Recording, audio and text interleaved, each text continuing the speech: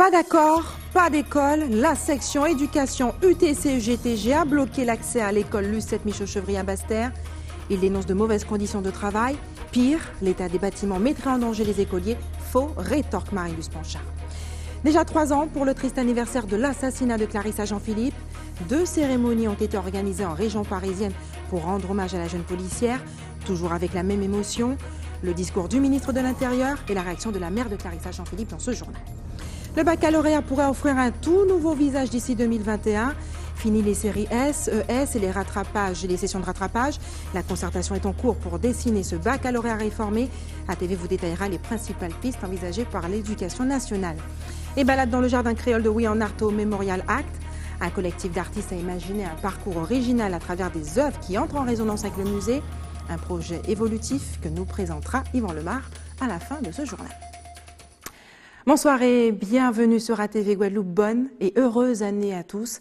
Je suis ravie de vous retrouver. Ce lundi 8 janvier n'a pas été synonyme de rentrée pour tout le monde. Le syndicat UTC-UGTG a bloqué ce matin les accès de l'école maternelle du quartier de Circonvallation à Basse-Terre. La section syndicale dénonce de mauvaises conditions de travail et affirme que l'établissement ne respecte pas les normes de sécurité. Ce que dément Marie-Luce Panchard, maire de la ville. Reportage Anne-Elisabeth Artsen, Moïse Dexter. Pas de rentrée pour les 57 écoliers de cet établissement scolaire. La section UTC-UGTG s'est mobilisée ce matin pour dénoncer leurs conditions de travail et ainsi alerter la municipalité de Basse-Terre. Après mettre courrier que la directrice à l'école l'a fait pour Mampanchao, et ainsi que nous-mêmes pour dire que les conditions d'hygiène et de sécurité pas réunies dans l'école là, ça, que pour ces petits-là, que pour le personnel, jusqu'à maintenant, il n'y a pas daigné répondre nous, il n'y a pas daigné fait pas même en travaux, il y a 15 jours de vacances pour la Noël, il n'y a pas fait rien. Il y a un sol qui est très glissant à l'entrée à l'établissement là, du coup des parents qui ont chuté. Et il y a d'autres problèmes qu'on nous constatés dans l'école là, ça, nous interpellons et jusqu'à maintenant, rien pas fait. Donc aujourd'hui là, nous décidons de fermer l'école là. Les parents viennent nous expliquer des marches en nous et ils comprennent des marches là. Ils disent ils constaté ni des dysfonctionnements dans l'établissement là ça. J'ai interpellé l'autorité si ça, mais rien pas fait. Du côté de la mairie, des dispositions auraient déjà été prises pour accueillir ces élèves en toute sécurité et pour satisfaire le cahier de doléances du syndicat UTC-UGTG. Le 5 octobre, la commission de sécurité est passée dans cette école et a émis un avis favorable. Nous avons été saisis par le syndicat qui a demandé qu'on apporte des réponses, ce que nous avons fait en adressant un courrier à l'UGTG le 19 décembre, indiquant très clairement qu'au niveau des mallettes, notamment pour les problèmes de santé, elles seront livrées et que le matériel des agents est actuellement en cours de livraison. On aurait pu trouver des voies et moyens. Vous savez, même si je veux, parfois c'est difficile. Même l'État a des difficultés au travers des contraintes financières. Les fournisseurs ne livrent pas dans des délais, on le sait très bien. Pour autant, l'État continue d'assurer les missions de service public pour éviter de prendre en otage des enfants. Malgré une réunion entre le chef d'établissement et le maire de la ville ce matin, la section UTC-UGTG reste donc mobilisée en attendant d'être à son tour reçue par la municipalité pour obtenir des garanties concrètes de réalisation de ces travaux. 3 ans déjà se sont écoulés depuis les dramatiques attentats commis contre Charlie Hebdo et l'assassinat de Clarissa Jean-Philippe. La jeune policière d'origine martiniquaise avait été abattue dans l'exercice de ses fonctions le 8 janvier 2015 à Montrouge. Aujourd'hui, sur le lieu de son assassinat, le ministre de l'Intérieur Gérard Collomb lui rendait un vibrant hommage en présence de ses proches et de quelques riverains. Reportage sur place de Solène Boissé. Si j'ai tenu à être présent, c'est pour assurer toutes celles et tous ceux qui ont aimé Clarissa du soutien indéfectible de la nation. Clarissa Jean-Philippe érigée en héroïne de la nation. Ce sont les mots forts lancés par le numéro 2 du gouvernement devant une multitude d'élus et seulement 2 membres de la famille de la policière, pour qui 3 ans après le drame, la douleur est toujours forte, comme le besoin de réconfort. De voir du monde qui se déplace malgré le froid pour être là, c'est bien. Ça réchauffe. Oui, ça réchauffe le cœur de penser qu'il y a d'autres personnes, à part sa famille, qui pensent à elle.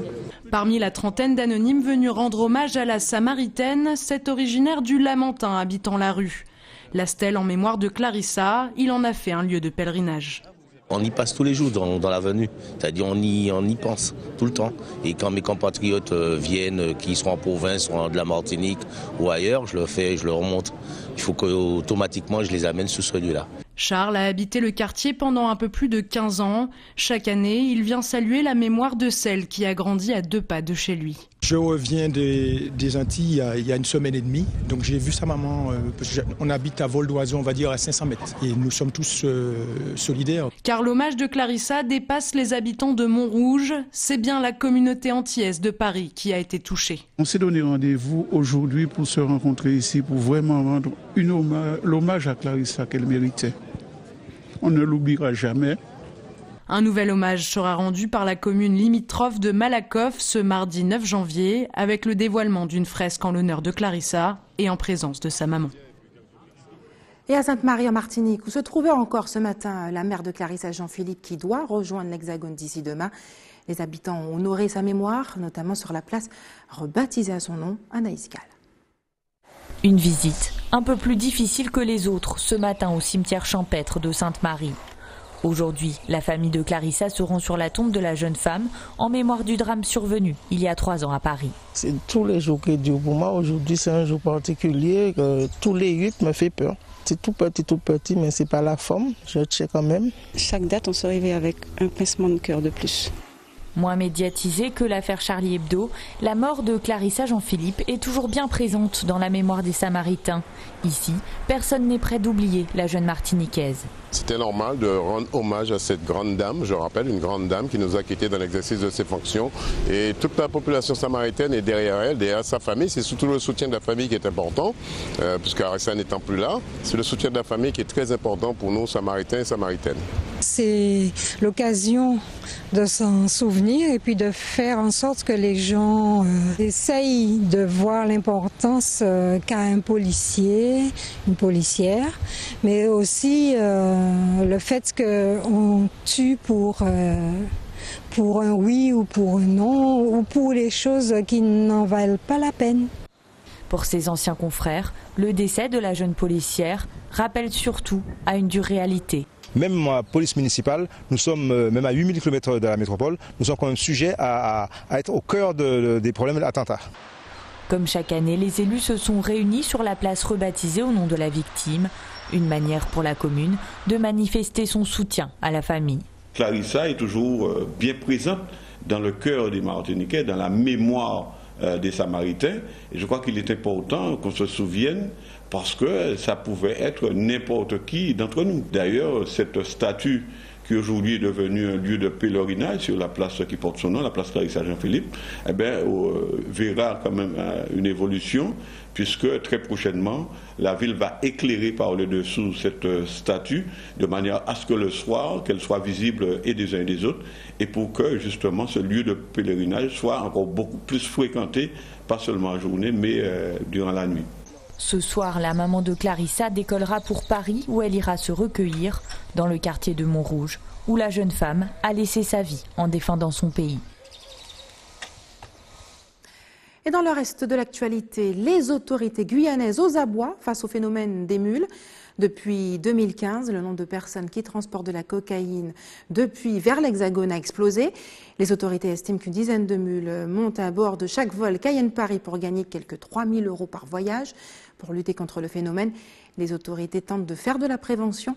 Ainsi, aujourd'hui, dans le cadre de la journée de défense et de citoyenneté, des élèves ont pu assister à la signature d'un protocole de prévention des mules en présence du préfet et du procureur de la République. Reportage Jonathan Lariot. Dans cette salle, l'officier de gendarmerie nationale entame un tout nouveau module obligatoire des journées du citoyen, celui de la sensibilisation au phénomène des mules.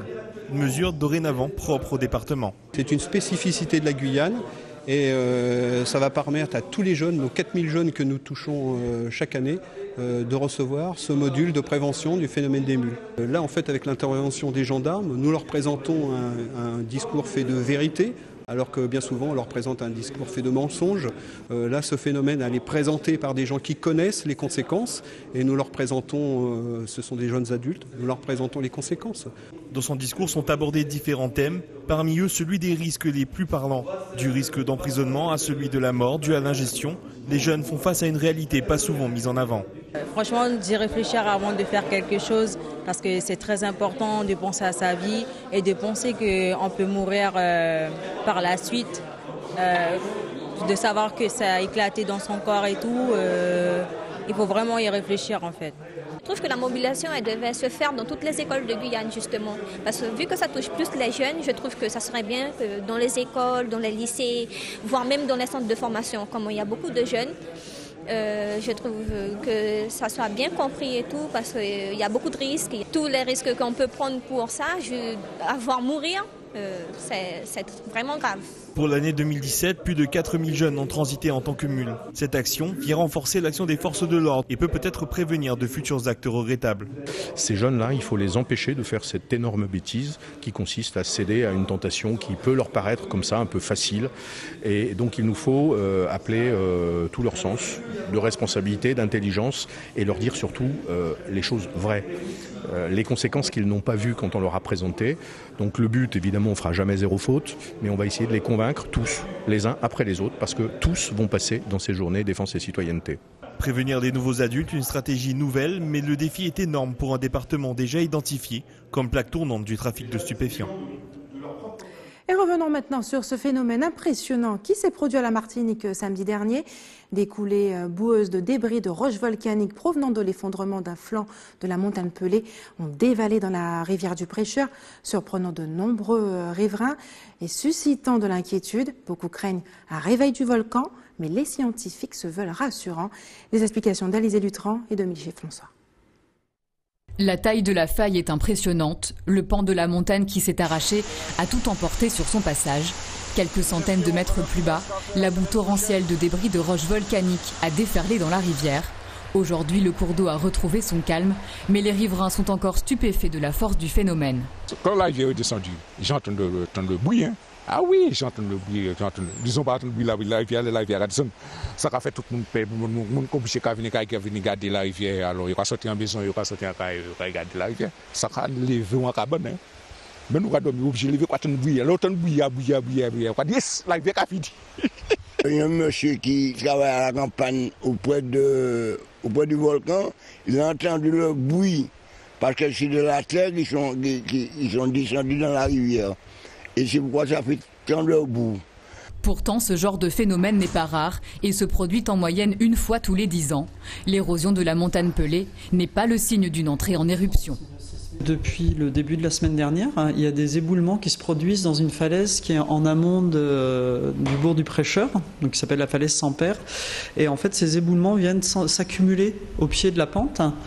Et quand il y a des pluies violentes par derrière, l'eau vient se concentrer dans ces dépôts et d'un seul coup va partir et peut atteindre le bord du Prêcheur. Actuellement, on sait qu'il y a toujours des dépôts au pied de la falaise, donc on sait que dès qu'on va avoir des pluies abondantes, on risque d'avoir à nouveau un phénomène similaire. Depuis plusieurs années, un système d'alerte a été installé au cœur même de la rivière à chaque montée trop importante des eaux.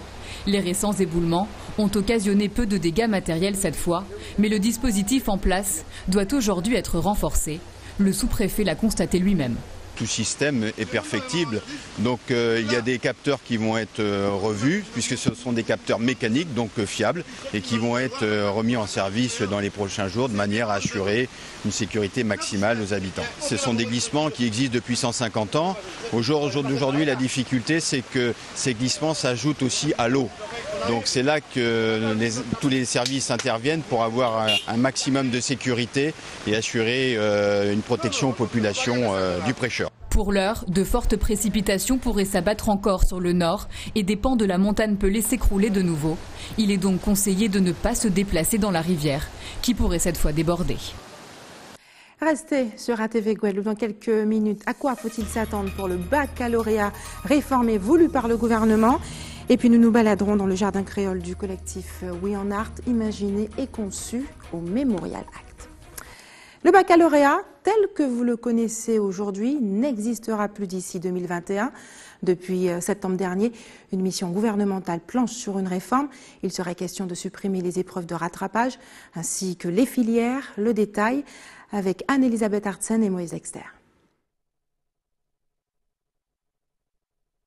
Dans le cadre de la réforme du baccalauréat, les épreuves orales du mois de juillet, qui étaient destinées aux élèves ayant échoué à l'écrit, risquent de disparaître. Une réforme qui réduirait l'examen à 4 matières obligatoires, dont une épreuve orale et des contrôles continus tout au long de l'année. Cette réforme prévoit également la suppression des séries L, ES et S, qui seraient alors remplacées par 9 grandes spécialités. Cette suppression serait justifiée par la lourdeur de l'organisation de ces épreuves de rattrapage et la mobilisation d'établissements et de professeurs durant tout le mois de juillet.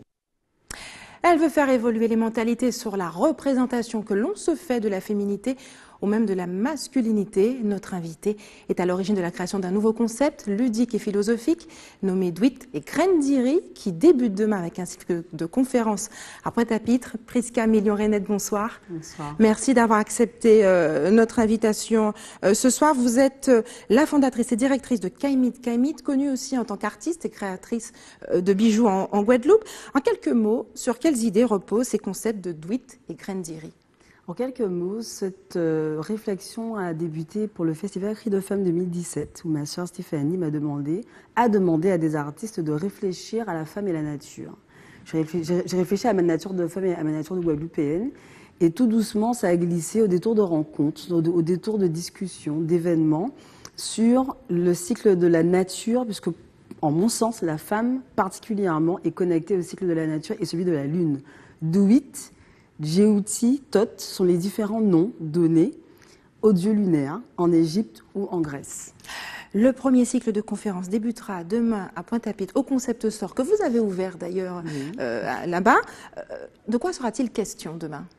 Alors demain, nous allons commencer par un premier axe, en fait un premier angle, puisque pour moi le cycle de la nature et lunaire est aussi connecté à celui du cycle de l'humanité. On écoute rarement ce genre de choses, mais c'est tout à fait le cas. Et demain soir, le 9, on va parler de féminité, de masculinité et comment on l'exprime avec authenticité. Des personnes, des blogueuses qui n'ont pas souhaité qu'on donne leur nom à la télé, mais des blogueuses que tout le monde suit, vont donner leur avis, elles ont été filmées. Des hommes, des anonymes, ont donné aussi leur avis pour qu'on puisse quelque part donner simplement un premier allant vers une réflexion qui, pour moi, est une réflexion qui va jusqu'à une réflexion identitaire. La lune, l'identité, la culture, ça semble un peu mystique et à la fois incompréhensible pour beaucoup. Expliquez-nous. Alors, pour moi, l'humanité a quand même un sens universel, mais l'appartenance à un pays implique quelque part une culture. C'est pour ça qu'on met en corrélation toutes ces thématiques qui, quelque part, se regroupent dans une dynamique sociologique, donc une étude sociologique. Et pour moi, qui j'espère, fera émerger un questionnement sur ce que l'on est. Qu'est-ce qui différencie, par exemple, un Martiniquais d'un Guadeloupéen? Nous sommes une jeune civilisation, nous sommes nés d'une multitude de couches de colonisation, et nous sommes surtout, pour moi, on a presque 50 ans, voire 100 ans d'avance en termes de métissage. On est peut-être l'un des rares endroits au monde où autant de personnes d'origine différentes, religieusement, culturellement et même ethniquement, cohabitent. Il y a de la guerre partout sauf chez nous, en fait. Et je pense que ça, il faut l'interroger. Vous posez en tout cas plusieurs questions qui peuvent déranger, des questions taboues, notamment le rapport au corps, la part de féminité pour un homme. De quel constat êtes-vous parti pour aborder une telle question? Alors, je parlais tout à l'heure de ma nature, donc femme et nature. J'ai questionné ma nature en premier. Où j'ai effectivement, on m'a souvent parlé de ma voix, une voix un peu grave, un peu caverneuse pour un si petit gabarit. Et en fait, c'est parti de là, en observant d'autres personnes, des personnes que j'ai suivies en coaching en images ou en tant qu'éducatrice spécialisée. Je me suis dit qu'on était quand même une population complexe, avec un brassage tel qu'on a encore du mal à se définir. Et pour moi, ce cycle de conférences, l'objectif, c'est de pouvoir aborder cette thématique de l'humanité et de l'identité guadeloupéenne à travers différents axes sociologiques, culturels, pour quelque part parvenir à se dire, encore une fois, la création de bijoux, de vêtements en est une excroissance, on va dire, puisque l'idée, c'est de pouvoir aussi déterminer un style guadeloupéen qui n'existe pas pour moi, Un style proprement guadeloupéen. Voilà. Pour la question que je vous ai posée précédemment, est-ce qu'il y aurait une façon de s'approprier sa part de féminité pour un homme en Guadeloupe qui serait différente d'un Européen? Ah oui, moi je pense que par exemple, ces hommes que je vois par exemple à la rivière aller prendre soin de leurs cheveux, je voyais beaucoup plus des femmes, maintenant les hommes le font, aller prendre soin de leurs cheveux avec des glues, avec des plantes. Pour moi, c'est une part de féminité parce que dans notre identité guadeloupéenne, l'homme était plutôt bourru, travailleur, il s'épilait les sourcils ou se passait une crème, ça semblait être une hérésie. C'est de rentrer tout doucement, même les hommes qui semble-t-il sont virils, c'est un mot que je n'aime pas parce qu'il ne veut pas proprement parler, enfin, qui ne veut pas forcément dire quelque chose. Ces hommes-là passent de la crème, prennent soin de leurs cheveux, vont en salon de coiffure, c'est une révolution chez nous. Ces conférences ont-elles pour objectif de lutter, de combattre toutes les formes de stigmatisation au final? Oui, alors ça c'est une déformation professionnelle en tant qu'éducatrice spécialisée où mon fer de lance c'est quand même l'intégration sociale par l'éducation spécialisée. Pour moi oui parce que on a beaucoup de stigmatisation chez nous, on a beaucoup de préjugés, d'a priori sur les autres et l'image que donne avoir l'autre n'est pas forcément ce qu'il est. Et je pense qu'il est important maintenant qu'on apprenne à faire preuve de tolérance, de recul et moins de jugement. D'autres aspects de l'acceptation de soi seront abordés, les cheveux, le corps, avec justement ces blogueuses invitées. Reste-t-il des places pour participer à ces conférences? Alors normalement demain, donc première date le 9, deuxième date le 13, donc samedi. Demain normalement nous n'avons plus de place. On espère pouvoir avoir encore accepter 5 personnes, mais pas plus. On va vraiment sur des petits groupes de 20 à 25 pour faciliter l'échange, pour permettre aux personnes de se dire qu'elles se sentent un peu en intimité et non pas dans un grand groupe. Le 13, on abordera la question du genre, justement. Ça a bien touché l'homosexualité, la transsexualité, c'est encore très tabou chez nous. Et après, les autres dates, ce seront plus au mois de janvier. Ce sera le 25. On va plutôt axer sur l'économie guadeloupéenne. Voilà. Mais on va dire que pour le 9, franchement, ça va être compliqué quand même. Prisca Mignon-Renette, merci d'avoir accepté en tout cas de répondre à nos questions ce soir. Restez avec nous sur le plateau. Le sujet qui va suivre devrait vous plaire, car vous êtes aussi une artiste.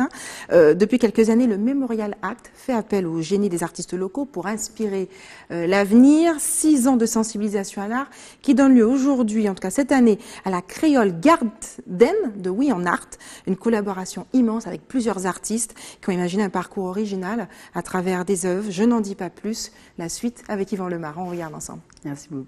Creole Garden est une exposition proposée par Win en Art, un concept créé pour sensibiliser les jeunes à l'art caribéen. C'est un concept créé par un groupe d'enseignants qui est basé sur Basse-Terre, Gourbert et Basse-Terre, et qui essaie de mettre en lien des élèves avec des artistes contemporains de la Guadeloupe. Donc ce concept dure depuis 5 ans. Enfin, propose depuis 5 ans ces rencontres, et donne lieu à des expositions. Chaque année, un binôme d'artistes, une femme, un homme. Et donc, cette année, c'est un peu la rétrospective de tout ce qui s'est passé de ces 5 ans, plus 4 artistes invités. Ils ont voulu revenir ici pour donner un maximum de visibilité justement à cette exposition. Une trentaine d'œuvres occupent l'extérieur du Memorial Act. Des œuvres pour interpeller le visiteur sur l'actualité, son environnement et notre société. L'implantation des œuvres, c'est essayer d'occuper toutes les places extérieures, qu'elles soient en avant, qu'elles soient côté mer, etc. Il y en a une à l'intérieur, mais sinon, les œuvres dirigent un peu la balade autour du mémorial. Il y a plein de choses, mais vous verrez effectivement beaucoup d'objets recyclés. Parce que c'est contemporain, nous avons des préoccupations, donc on réfléchit et on crée des œuvres pour interpeller. Donc c'est un peu ça qui se passe dans ce Creole Garden. Ce jardin créole artistique est une première étape du concept qui se veut participatif et évolutif. À partir du 11 et même peut-être un peu avant, il y aura des visites guidées, si possible avec la présence de l'artiste. Les élèves vont retourner en établissement, vont travailler avec l'artiste, vont créer un certain nombre d'œuvres autour du thème de rhizome. Et ces œuvres, vers le mois de mai-juin, les mois de mai-juin seront réinstallées de la même façon dans les extérieurs du mémorial. L'exposition Creole Garden est disponible en accès libre dans les jardins du Memorial Act jusqu'au 31 mars. Culture, toujours une semaine avant le roi Vaval, un autre prince fait son entrée en Guyane. Il s'agit du prince Armir, venu d'Afrique. De nombreux carnavaliers étaient venus l'accueillir à Rémiremont-Joly. Des festivités hautes en couleurs, suivies par Stéphane Gouvindin. On regarde. L'arrivée de notre prince, maintenant, c'est parti.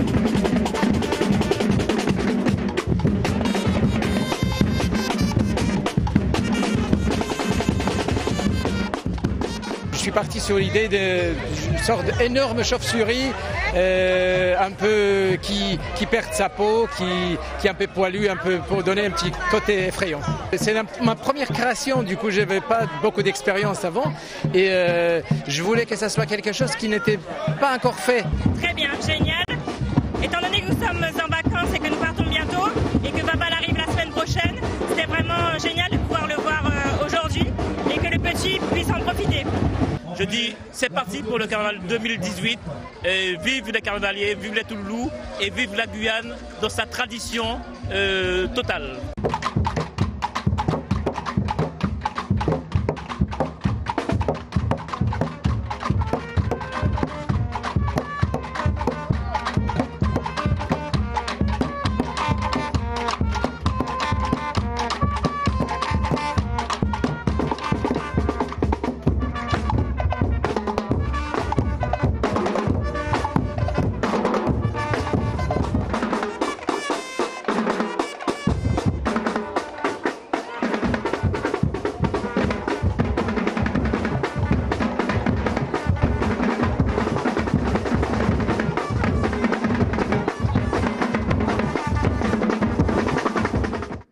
Et c'est l'heure des informations pratiques. Maintenant, il faudra s'armer de patience. Si vous habitez à Saint-François ou encore à Carac-aux-Abîmes, des coupures d'eau sont prévues dès demain 18h avec un retour à la normale prévu dans les robinets le lendemain à 6h du matin. L'équipe de l'établissement français du sang vous donne rendez-vous demain à la place du bourg de Petit Canal de 8h30 à 13h. Et enfin, si vous avez des informations à nous communiquer, n'hésitez pas à nous appeler au 60 11 2 fois. Et voilà, c'est la fin de notre édition locale et régionale. Mais avant de se quitter, je vous rappelle les principaux titres de ce lundi 8 janvier. À la une ce soir, nous l'avons vu, la section éducation UTC-GTG a bloqué l'accès à l'école Lucette Michaud-Chevry à Basse-Terre aujourd'hui. Le syndicat dénonce de mauvaises conditions de travail et l'état détérioré des bâtiments. Ce que rétorque dément Marilus Panchard. Et puis déjà 3 ans pour le triste anniversaire de l'assassinat de Clarissa Jean-Philippe. 3 cérémonies ont été organisées aujourd'hui en France hexagonale ainsi qu'en Martinique. Nous avons entendu le discours du ministre de l'Intérieur et la réaction de la mère de Clarissa, encore éprouvée. Et le baccalauréat pourrait offrir un tout nouveau visage d'ici 2021. Fini les séries S, ES, L ou encore les sessions de rattrapage. La concertation est en cours pour dessiner ce baccalauréat réformé qui devrait être dévoilé à la fin du mois de janvier. Et puis balade dans le jardin créole de Ouillan-Artaud Memorial Act. Un collectif d'artistes a imaginé un parcours original à travers des œuvres qui entrent en résonance avec le musée à découvrir jusqu'au mois de mai. Merci d'avoir choisi ATV Guadeloupe. Je vous souhaite une excellente soirée. On se retrouve demain à 18h47.